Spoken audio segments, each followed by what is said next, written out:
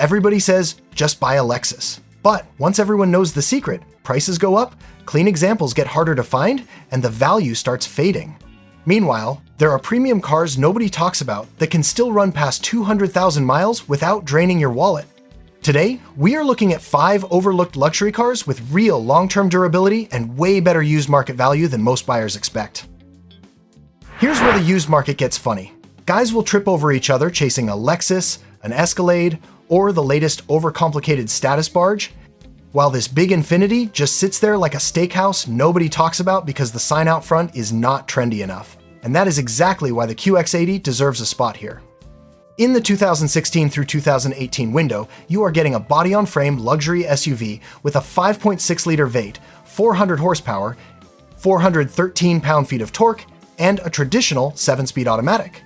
It is big, old school, quiet on the highway, and rated around 13 to 14 miles per gallon in the city and 19 to 20 on the highway, depending on configuration, which is basically the automotive version of saying, no, it does not skip dessert. It can also tow up to 8,500 pounds and open up more than 95 cubic feet of cargo room. So this is not just a fancy family hauler. It is a real full-size machine with working man bones under the leather. What makes it belong on a 200,000-mile list is not that it is perfect. It is that it still leans on proven hardware instead of trying to impress you with 10 layers of complexity. 2016 through 2018 is the sweet spot I would defend, especially since the earlier reputation of the line got dragged down by better-known complaints tied to 2014.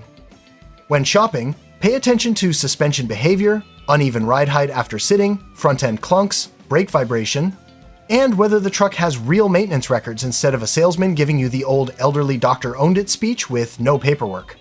And here's a quick public service announcement before somebody ends up on the shoulder calling their brother-in-law. Keep a tire repair kit and a solid toolkit in the back of any full-size SUV you buy. Best case, you never touch them. Worst case, they save your Saturday and your dignity. Price-wise, these usually land in the mid-$14,000 range for a 2016, around the mid-$15,000s for a 2017, and around $18,000 for a 2018 in typical dealer market condition, which is exactly why smart buyers should be paying attention. Big presence, proven V8, real utility, and way less hype tax. That is gold in this market. Here is the premium SUV for the guy who stopped caring whether the neighbors are impressed and started caring whether the thing will still fire up clean on a cold Tuesday in January. That is why the 2017 to 2018 Acura RDX belongs on this list. It does not show up in the same loud conversations as the German compact luxury SUVs, and honestly, that is half the appeal. Under the hood, you get a 3.5-liter V6 making 279 horsepower and 252 pound-feet of torque, paired with a 6-speed automatic, not some finicky science project disguised as sophistication. Fuel economy lands at about 20 city and 28 highway in front-wheel drive, or 19 and 27 with all-wheel drive, which is respectable for a premium SUV with real power and everyday usability. This is the kind of vehicle that quietly does family duty, road trip duty, airport duty, and hardware store duty without needing a therapist in the glove box. What makes these years easy to defend is that they sit in a calmer part of the RDX timeline. 2016 draws more criticism, while the redesigned 2019 piled up far more complaints. So 2017 and 2018 feel like the smart middle lane for buyers who want premium without unnecessary drama. The one thing I would absolutely check on a test drive is transmission behavior. If you feel a shudder between roughly 20 and 60 miles per hour, or you see signs the transmission was ignored, slow down and ask questions. Acura issued bulletins for torque converter judder on this generation, and later extended torque converter coverage for certain 2017 to 2018 6-speed RDX models to 10 years or 150,000 miles for P0741 related failure, which tells you exactly where to pay attention. In today's market, a typical 2017 sits around the mid-$14,000 range, while a 2018 usually starts around the low to mid-$16,000s and climbs with packages and mileage. That is strong value for a premium SUV this usable, this proven, and this refreshingly free of badge inflation. And the next vehicle on this list goes in a completely different direction, which makes it even more interesting. If this is already changing how you look at the used market, hit the like button. It tells YouTube this kind of honest breakdown actually matters. Also, drop your city in the comments and check the selected products. Picture a guy pulling into a golf course, a hardware store, or a snowy cabin driveway in a Volvo XC70. Nobody stares. Nobody assumes he is trying too hard. And that is the whole charm. This thing has always been the premium car for people who would rather have substance than applause. It is part wagon, part crossover, part old money winter jacket, and in a market full of badge-chasing nonsense that makes it one of the most under-the-radar picks in this entire video. The sweet spot runs from 2008 through 2016, and what you are getting here is not some weird experiment. It is a discreet, comfortable, intelligently engineered machine with serious long-haul usefulness. Depending on year and trim, US. Models came with a 3.2-liter inline-six, a turbocharged T6, or later a turbocharged 4 or Turbo 5, with output ranging from roughly 235 to 300 horsepower. Late models like the 2016 T5 put out 250 horsepower and 266 pound-feet, while returning about 19 city and 26 highway with all-wheel drive, plus up to 72.1 cubic feet of cargo space and a very usable 8.3 inches of ground clearance. That is not a fashion accessory. That is a luxury vehicle that actually knows how to be useful. What makes the XC70 belong on a 200,000-mile conversation is that it solves problems most luxury cars create. It is comfortable without being soft-headed, upscale without being flashy, and practical in a way modern crossovers still have not fully matched. Fold the rear seats, load it with tools, luggage, dog food, or fishing gear, and it just shrugs like this was always the assignment. The catch is simple: buy the right one. When you inspect one, pay close attention to transmission behavior, especially hard shifts or hesitation, because shifting complaints and software-related issues have shown up over the years.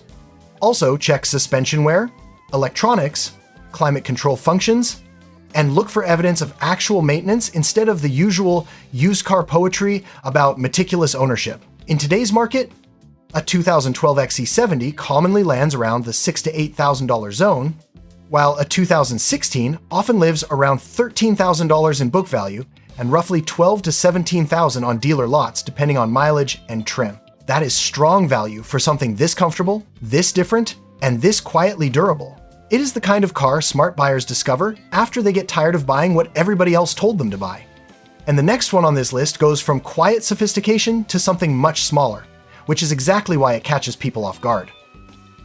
Some premium cars are bought to impress strangers. This one feels built for a man who is completely over strangers. That is what makes the Acura ILX such a strong pick here.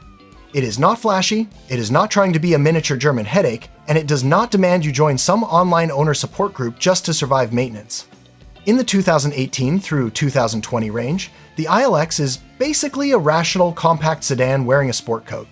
Under the hood sits a 2.4-liter four-cylinder with 201 horsepower and 180 pound-feet of torque, paired with an 8-speed dual-clutch automatic, and fuel economy comes in at about 24 miles per gallon city and 34 highway.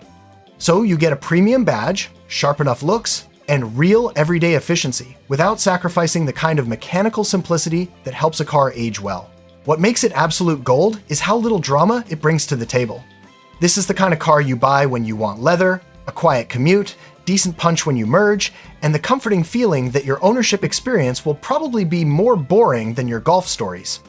And in this case, boring is a compliment.